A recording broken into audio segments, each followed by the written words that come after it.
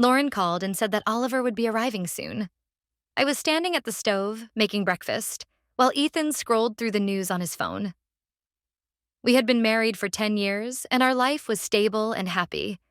It seemed like the perfect picture: home, family, and confidence in the future. "You're glowing today," Ethan said, looking up from his phone and raising his eyes toward me. "Just in a good mood," I replied with a smile, placing a plate of eggs in front of him. In truth, the reason for my happiness was the anticipation of Oliver's visit, my nephew. He was coming for an internship and would be staying with us for a while. We had always been close, and I was looking forward to his arrival. "Have you prepared something for him?" Ethan asked, clearly understanding why I was so happy. "Of course he is your favorite nephew after all," I chuckled. Ethan laughed and stood up from the table. "I've got to run. Let him know I'll be home after work." We kissed goodbye, and I watched him leave, feeling the familiar warmth and certainty in our marriage. Everything seemed so natural that I couldn't have imagined how much our lives would change in just a few weeks. A couple of hours later, I drove to the airport to meet Oliver. It had been several years since I last saw him. The moment I saw him walking through the terminal, I froze. He was no longer the boy who used to visit us during the summers. Standing before me was a grown man. "Aunt Anna." Oliver waved and came closer, hugging me with that same natural warmth that had always been between us. "My, how you've grown." I couldn't hide my surprise. "Yeah, it's been a while," he chuckled. "How's everything here?" "Is Ethan still too busy with work?" "As always," I smiled, looking at him, but he promised to join us for dinner tonight. When we got home, I showed him to the guest room, helped him unpack, and offered him some time to rest. The whole house, once filled with its familiar coziness, now seemed more alive with Oliver's arrival. The next day, I woke up to the sounds coming from the kitchen. Oliver was already up, making himself breakfast. I was a bit surprised, as he had always been the one who slept in until noon, especially during his childhood visits. "You're up early," I said as I walked into the kitchen with a smile. "Yeah, decided to get used to the new routine. Work, you know." He shrugged and continued frying eggs. We chatted for a bit, discussing his plans for the internship. Oliver was full of enthusiasm, and his passion for his future truly impressed me. He talked about wanting to work for a big tech company, and how this opportunity was his path to achieving that dream. "I'm going to do everything I can to prove myself," he said, his eyes gleaming with determination. And I realized how much he had changed. He was no longer the boy who used to kick a ball around the yard, but a young man ready to take on the world. Throughout the week, he fully integrated into our routine, but one day, a small incident made me pause. Oliver and I decided to go downtown for a walk and do some shopping. On our way back home, we stopped at a gas station, and I went inside to buy some water. When I returned to the car, I noticed that Oliver was looking at me in a way that was different. His gaze was too intense, too deep. "Are you okay?" I asked, trying to smile. "Of course." He quickly looked away and returned his attention to his phone screen. But something about that moment made me uneasy. Later, at home, I couldn't shake the episode from my mind. One evening, after Ethan had fallen asleep in front of the TV, I sat in the kitchen with a cup of tea. Oliver came in and sat across from me, setting his phone on the table.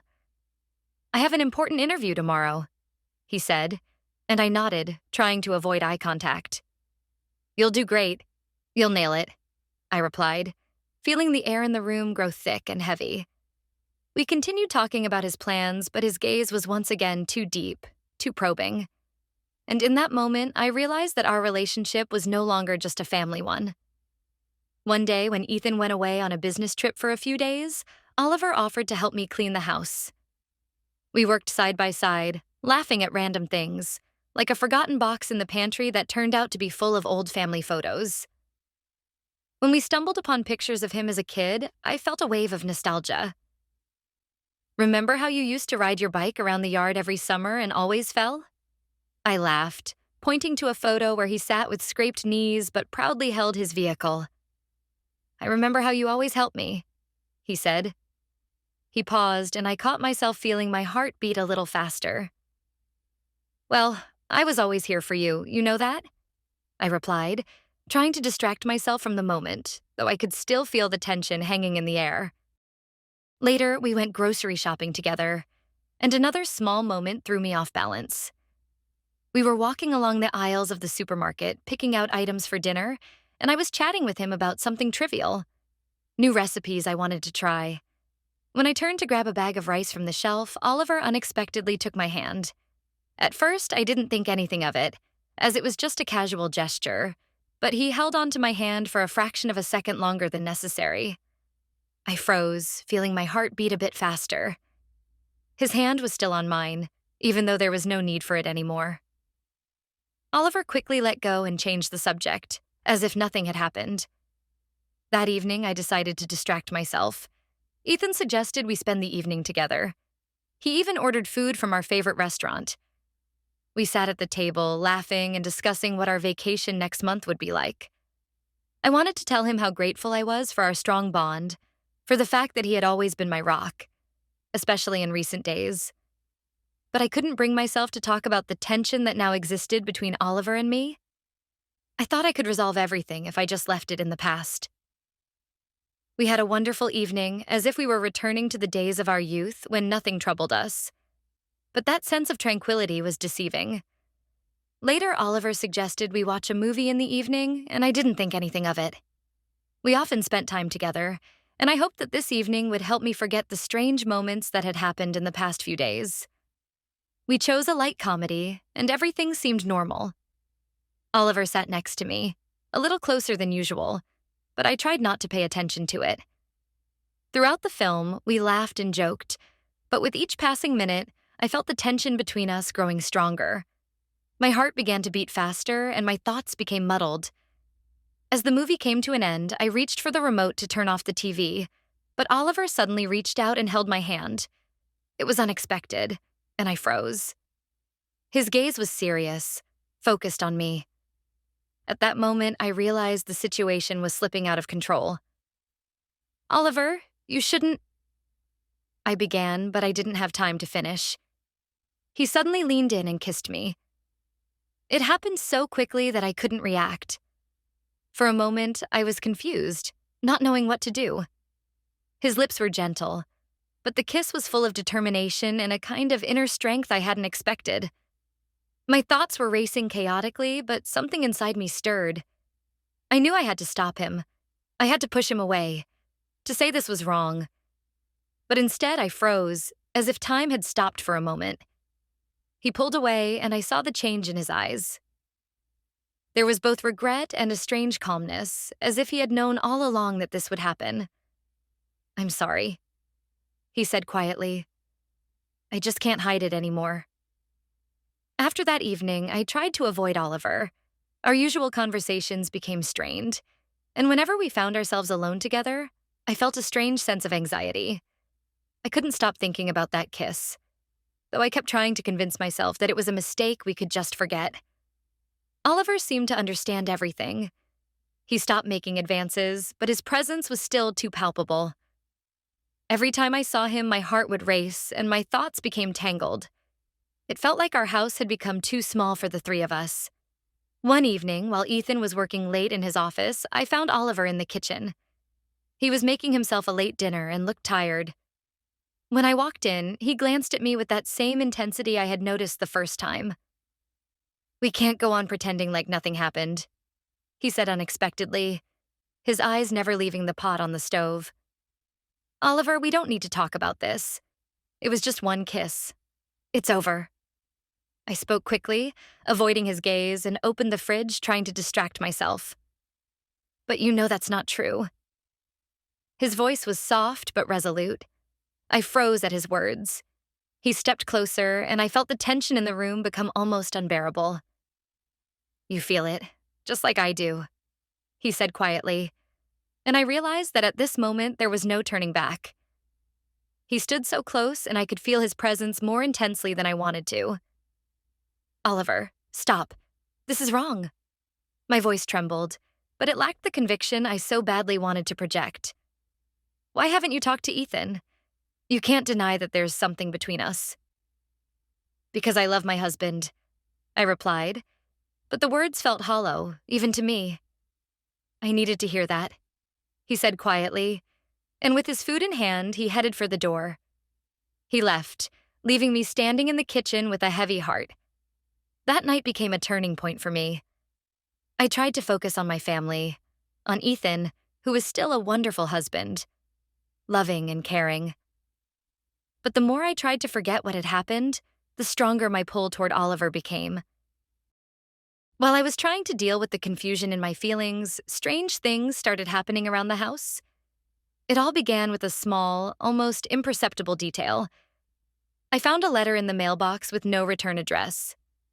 Inside, there was just one phrase: "Be careful." I thought it was a prank or a mistake and threw the letter in the trash without giving it much thought. But soon, more letters started arriving. The second one I found in my car, attached to the steering wheel. It read, "I know what you're doing." A chill ran down my spine. Someone was clearly watching me. But how? And who could it be? Oliver acted calmly, as if nothing was out of the ordinary. I thought about telling him about the letters several times, but something held me back. I couldn't be sure how he would react. He seemed so consumed by the complexities of our relationship already, and this new threat would only complicate things further. That same week, I received another letter. It was left on the kitchen table as if someone had entered the house while we weren't home.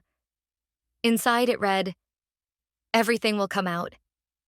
Someone clearly knew about my encounters with Oliver, but I couldn't figure out how far this person was willing to go.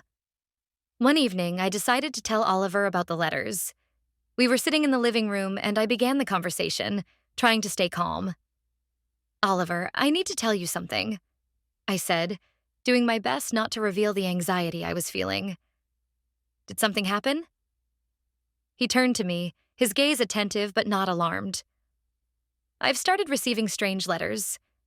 Someone is threatening me, saying they know about us. I don't know who it is or how long they've been watching us."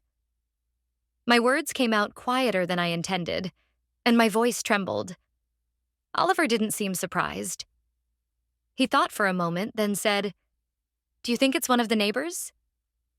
Or someone from Ethan's work?"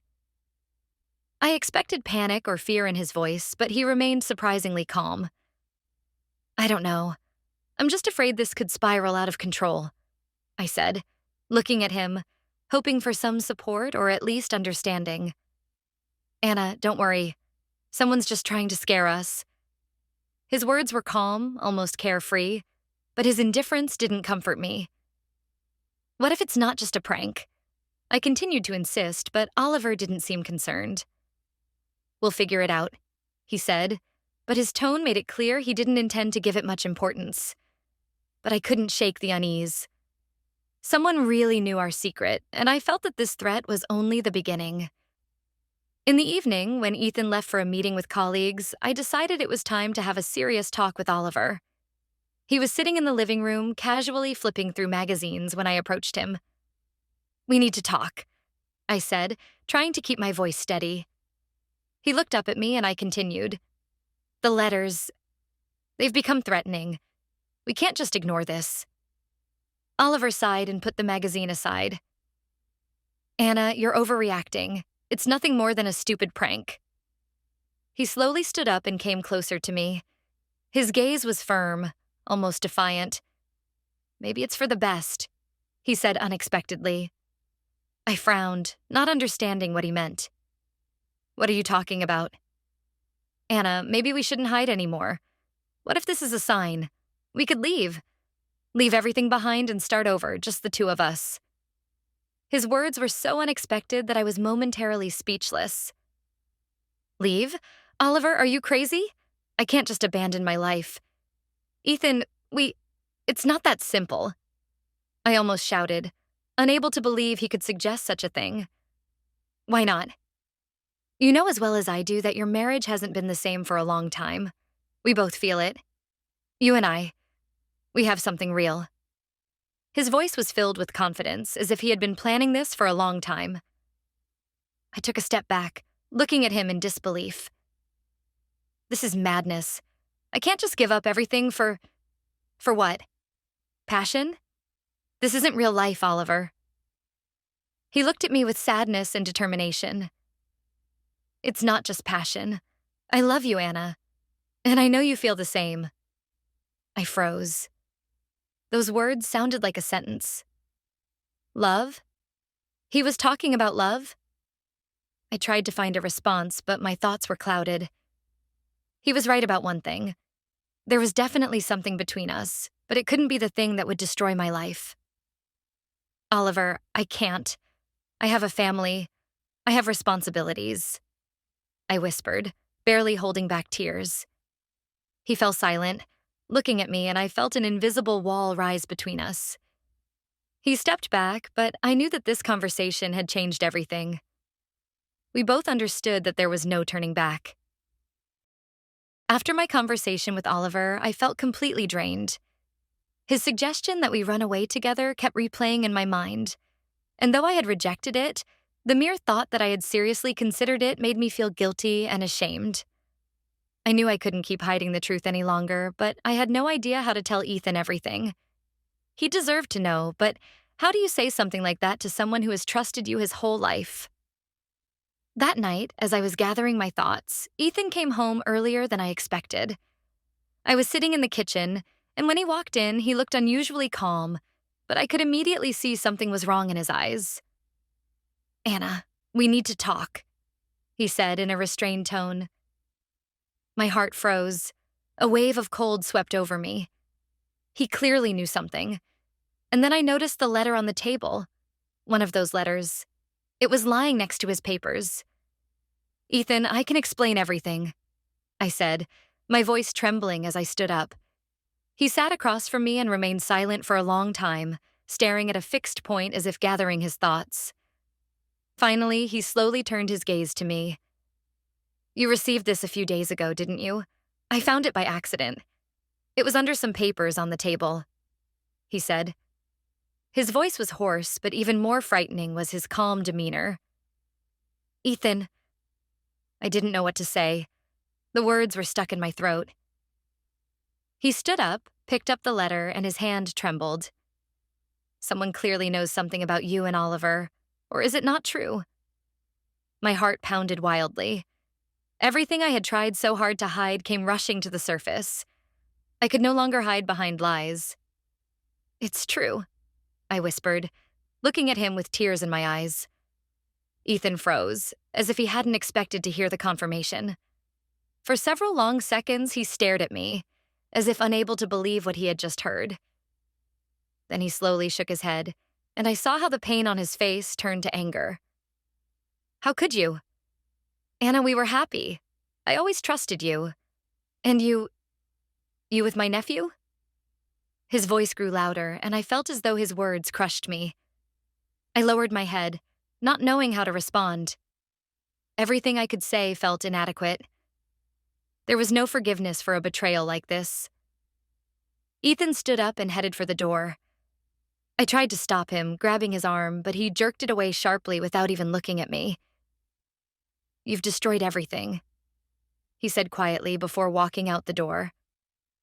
I stood in the empty room, listening to the sound of the door slamming shut. My life had shattered in an instant. After that night, everything collapsed. Ethan didn't come back. In the following days, he didn't respond to my calls or messages. I knew he had gone to stay with friends or perhaps rented a hotel room to be alone. He couldn't bear what had happened. Who could? Oliver disappeared too. I hadn't seen him since the day Ethan found the letter. He didn't even say goodbye. He just packed his things and left, leaving behind emptiness and a sense of destruction that gripped me like a vice. It was for the best. I couldn't stand his presence any longer, which only reminded me of how far I had fallen in my mistakes. Days turned into weeks, and then months. Ethan filed for divorce. The papers arrived coldly and formally, as if all our years together could be reduced to a few sheets of paper and signatures. I signed them without hesitation. I didn't have the strength to fight. There was nothing left to fight for. I had destroyed everything we had. The house felt empty, as did my life. I spent several months in that vacant space where everything reminded me of how I had ruined my marriage and my family. Every room, every object, even the photographs, all of it weighed me down. At some point, I realized I couldn't stay there any longer. The house had become a prison, and I was a prisoner of my own mistakes. I made the decision to move. I found a small apartment in another town by the coast. A fresh start was necessary, but the guilt and the sense of destruction followed me everywhere. I started a new job, a new life, but every evening when I returned to my empty apartment, I couldn't stop thinking about what I had lost. Oliver never reappeared. Sometimes I thought about him, but more often, I thought about how we both had destroyed everything we could have had. It wasn't just regret. It was the realization that our mistakes would stay with us forever. I tried to convince myself that it was a lesson, that I would never allow myself to act like that again, but the fear of repeating the mistake sat deep within me. Ethan. I still loved him. I loved him for the years we spent together, for the life we built, and for the life I destroyed with my own hands. But getting him back was impossible. His trust was broken, and that could never be repaired. Time passed, and the pain began to subside a little. I started to understand that, despite the destruction I brought into my life and the lives of those around me, I could still try to build something new. Of course, I couldn't get back what I had lost. But maybe I could find something new in this world where nothing turned out as I had planned. I kept working, immersing myself in daily routines, trying not to dwell on the past. The neighbors in the small coastal town were friendly, but I kept my distance. My heart was still full of regret, and I didn't know if I could ever trust anyone again. One evening, as the sun was setting, I went to the shore to enjoy the view. The wind softly tousled my hair, and the sun was disappearing beyond the horizon. It was a moment of peace when I realized that life continues, no matter how hard it is to accept. I sat on the sand and closed my eyes, trying to forget everything that had happened. But then I heard footsteps. I turned around and saw a figure standing in the distance. At first, I thought it was one of the neighbors, but as I looked closer, I recognized the silhouette. It was Ethan. He walked closer, and his face was serious, but not angry. I couldn't believe my eyes, unsure of what to say. Silence hung between us, and then he spoke. I've thought a lot about what happened, about us. I can't say that I've forgiven you, but I want to try to understand. Those words pierced right through my heart. I knew this wasn't the end, but it was a chance. A chance to at least try to understand each other, and maybe, one day, find forgiveness.